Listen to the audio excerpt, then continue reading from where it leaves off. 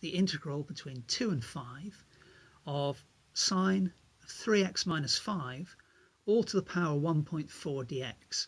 So that's a pretty complicated function to try and integrate. So one approach is to use a technique which will give us an approximation. And that technique we're going to go through is called the trapezium rule. So let's imagine y is equal to the function we need to integrate. Then we don't even need to know the real shape of the graph. Okay, so I could work out a pretty good sketch of what this graph would look like, but let's say I didn't know, so I'll just draw a random wobbly line. And I know that I need to go between 2 and 5.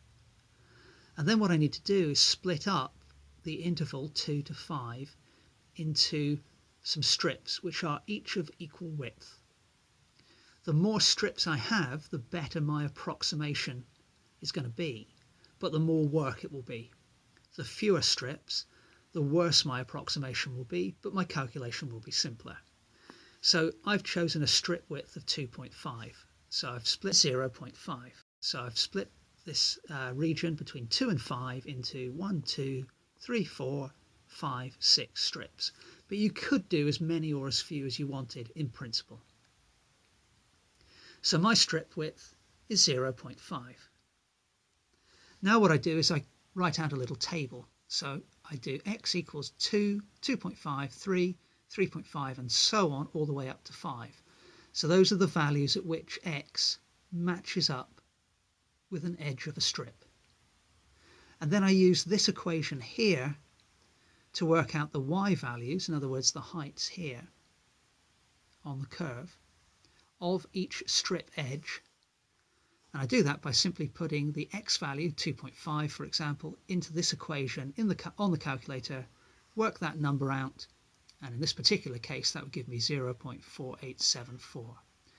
So you work out those y values for each of the x values you've got. Now these y values, the heights of each of the trapeziums, are sometimes referred to as ordinates.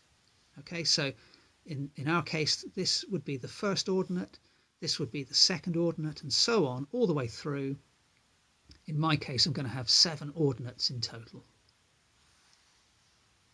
And now I use the formula for the trapezium rule, and that tells us that the area under the curve is approximately equal, so it's important to remember this is just an approximation, the strip width divided by 2, and then we multiply that by the first ordinate plus the last ordinate, plus 2 times the rest of the ordinates. And remember, the ordinates are simply the y values that we worked out. So this is the first one, this is the last one, and then obviously the others are the rest of them. So then what you do is you pop into the formula all of the numbers you worked out previously. We worked out that the strip width was 0.5 near the start. These are the y values from the table, and then when you do that, that gives you 0.331 to 3 significant figures. Now this value will actually be an underestimate.